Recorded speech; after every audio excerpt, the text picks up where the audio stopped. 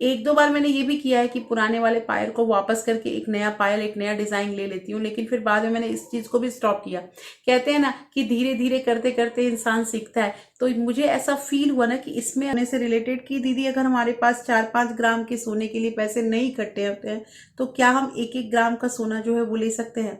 देखिए, 1-1 ग्राम का सोना जो होता है ना, ये ठीक है, सोना कभी खराब थोड़ी होता है। गहना या आप सोना या चांदी किसी भी चीज का कहीं गिरवी रखता है या कहीं अगर मतलब समझिए कि किसी को दे देता है, किसी को बेच देता है ना, समझिए उस समय वो इंसान के ऊपर बहुत संकट आया हुआ है। ऐसा है कि मैंने बहुत सारे वीडियो आपको सोने के गहने के बारे में दिया है, लेकिन आज का जो वीडियो है ना ये चांदी से रिलेटेड है। सोना भी है लेकिन चांदी से कुछ रिलेटेड है, और कुछ क्वेश्चन जो है वो मुझसे पूछे गए हैं सोना चांदी से रिलेटेड। हम एक एक करके उन सारे क्वेश्चन को भी लेंगे। लेकिन दोस्तों, आज का जो वीडियो है ना वो बहुत उपयोगी है। ये वीडियो जो है इससे हमें इतनी अच्छी अच्छी जानकारी मिलेगी ना, जो मतलब कि हमारे जीवन के लिए, हमारे पैसों के लिए, हमारे गहने गुड़ियों के लिए ये सारा कुछ जो है वो सही साबित होगा।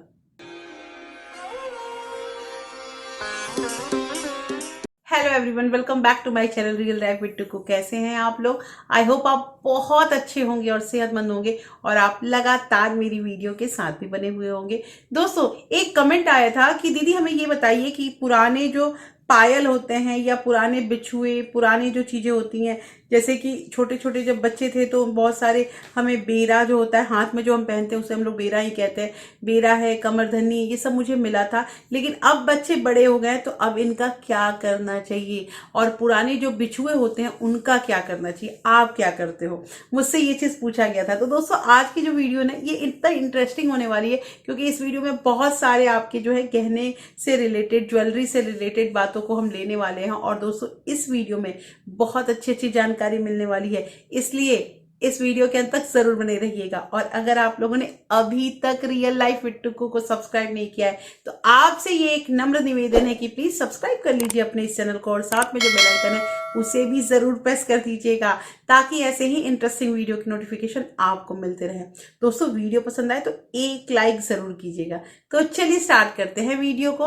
तो जो ये क्वेश्चन था ना कि पुराने बिछुओं का आप क्या करते हैं, तो देखिए मैं क्या करती हूँ ना, मैं आपको बताती हूँ कि मैं बहुत सारे, ढेर सारे जो मेरे पास बिछुए हो जाते हैं ना, जो मैंने यूज कर दिया है, तो उन बिछुओं को मैं धीरे धीरे धीरे धीरे कलेक्ट करती हूँ। और कलेक्ट ये करती हूँ कि कभी कभी ऐसा होता है कि मम्मी के भी जो पुराने बिछुए हैं ना वो भी मैं ले लेती हूँ कि एक साथ हो जाएगा। और जब वो हमारे पास मतलब कि जमा हो जाता है, जैसे मान लीजिए 15-17 जोड़े हमारे पास हो गए ना, तो मैं क्या करती हूँ, वो सारा बिछुआ लेके सोनार के पास जाती हूँ। और ये कोई सोनार जो है ना, ये कोई तनिष्क या फिर कोई ब्रांडेड हॉलमार्क वाला ज्वेलर नहीं है। ये हमारे घर के गांव पे ही जो रहता है उसके पास में जाती हूँ, और उनको वो मैं बिछुए दे देती हूँ। वो वेट करते हैं और उसी के अकॉर्डिंग जितने भी बिछुए होते हैं वो मेरे पास पूरी पोटली खोल देते हैं, 2-3 पोटली खुल जाती है, और कहते हैं जितनी बिछुए चुनने हैं आप चुन लो, हम फिर उसके बाद उसका वेट जो है वो देख लेंगे। और मैं ऐसे ही करके जाती हूँ, 15-16 देती हूँ, और 7-8 जो बिछुए होते हैं वो मैं ले लेती हूँ। अच्छे अच्छे डिजाइन ले लेती हूँ। और उसमें कभी कभी हो सकता है कि मुझे मतलब 100-150 रुपए देने भी पड़ते हैं, कभी वो मुझसे 1 रुपया भी नहीं लेते हैं। क्यों? क्योंकि जान पहचान है, मम्मी ने सारे गहने वहां पे बनवाए थे, इसलिए वहां पे जान पहचान है। तो कहना यहाँ पे ये है दोस्तों कि ये चीज मैं करती हूँ। दूसरी चीज बात होती है ना कि ये जो पायल, पुराने पायल या फिर बेरा या फिर कमरधनी, इसकी बात हो रही है ना, मैं पायल कभी नहीं बेचती हूँ। मेरे पास बहुत सारे पायल हैं, जिसपे मतलब मेरे पास पुरानी पुरानी पायल, मेरे शादी के पायल हैं। शादी में जो वो एक दुल्हन पायल होता है वो अलग चीज, उसके बाद भी बहुत सारे पायल जो मिलते जुलते हैं वो मैंने यूज भी किया है, पहना भी किया है। लेकिन मैंने आज तक अपना एक भी पायल जो है उसे सेल नहीं किया है, वो मैं रखती हूँ अपने पास। और ये बात अलग है कि साथ के साथ मेरे पास नए पायल आ जाते हैं, लेकिन एक दो बार मैंने ये भी किया है कि पुराने वाले पायल को वापस करके एक नया पायल, एक नया डिजाइन ले लेती हूँ, लेकिन फिर बाद में मैंने इस चीज को भी स्टॉप किया। कहते हैं ना कि धीरे धीरे करते करते इंसान सीखता है। तो मुझे ऐसा फील हुआ ना कि इसमें अगर हम जब पायल दे देते हैं सुनार को और वहां से नया पायल उठाते हैं, इसमें घाटा होता है। दोस्तों घाटा होता है, रुपए पैसे की तो होती ही होती हैं, लेकिन साथ के साथ वजन में भी फर्क आ जाता है। वजन की बहुत वैल्यू होती है और इसलिए सोना हो चांदी हो, इन सब में वजन करके देखा जाता है कि हमारा इतना रुपया लगा है और आपको इतना पे करना है। दूसरी चीज यहाँ पे आती है वो सोने के गहनों के बारे में है कि मेरे पास एक कमेंट आया था सोने से रिलेटेड कि दीदी अगर हमारे पास 4-5 ग्राम के सोने के लिए पैसे नहीं इकट्ठे होते हैं तो क्या हम 1-1 ग्राम का सोना जो है वो ले सकते हैं। देखिए 1-1 ग्राम का सोना जो होता है ना, ये ठीक है, सोना कभी खराब थोड़ी होता है, सोना हमेशा अच्छा ही होता है, लेकिन मुझे ऐसा लगता है कि 1-1 ग्राम का केवल क्वाइन जो होता है ना, क्वाइन या फिर ईंट, ये सब जो चीजें होती है ना, ये लेना हमारे लिए मतलब फायदा वाला सौदा है। लेकिन अगर हम 1-1 ग्राम की ज्वेलरी ले लेके रखते हैं ना, तो वो हमारे लिए कभी भी बेनिफिशियल हो ही नहीं सकता है। अच्छा, यहाँ पे एक और क्वेश्चन था ना कि अगर हमें, जैसे बहुत लोग ना रिलेटिव होते हैं या फिर मतलब परिवार में ही कुछ लोग होते हैं जो शादी ब्याह में जो है ना वो गहने देते हैं, हमारे यहाँ भी होता है, आप लोग के यहाँ भी होता होगा। तो हमारे यहाँ भी ऐसा होता है कि जैसे जिसने जिसको जैसा दिया है ना उसके अकॉर्डिंग ही वो रिटर्न करता है। तो कहना यहाँ पे ये है कि जैसे हमें मान लीजिए कि हमारा दूर का रिश्ता है या फिर नजदीक का है, तो मैं कोशिश करती हूँ ना कि 1.5 से 2 ग्राम का जो सोना होता है ना उसमें कुछ बना के दे दूंगी। अच्छा, बनवाने में भी बहुत खर्च लगता है, तो मैंने ऐसा किया है कि बहुत सारे हम लोगों को जो मिलते हैं ना गहने, वो बहुत मतलब लाइट वेटेड भी या बहुत ऐसे भी होते हैं जो नहीं पसंद आते हैं। मतलब पसंद इसलिए नहीं आते हैं क्योंकि मतलब हमें चाहिए दूसरे टाइप का, और कोई दूसरे टाइप का अगर डिजाइन दे देता है तो थोड़ा सा लगता है कि क्या हो सकता है, लेकिन हम रिटर्न नहीं करते हैं, उसी चीज को हम फिर दोहरा सकते हैं। देखिए सोना कभी भी पुराना नहीं होता है, सोना जो चीज होता है ना वो कभी पुराना नहीं होता। हर इंसान सोने की जो होती है वो मतलब प्रशंसा करते हैं और इच्छुक होते हैं कि सोना हमारे पास हो। तो कहना यहाँ पे ये है कि आप अगर ऐसा मतलब जैसे सोना का जो भी चीज होता है उसका वैल्यू कीजिए, और अगर आपके पास कम वेट के भी सोने के गहने, सोने की ज्वेलरी है तो आप उसे रखिए। मैं उसे वापस करने के लिए ऐसा नहीं कहूंगी कि जाके आप सोनार को दे दो, क्योंकि मैंने लास्ट वीडियो में बताया था ना कि सोना जो होता है वो 3 बार अगर सोनार के पास जाता है ना तो वो सोनार का ही हो जाता है, क्योंकि वो इतनी काट छाट और ये सब करने लगता है ना कि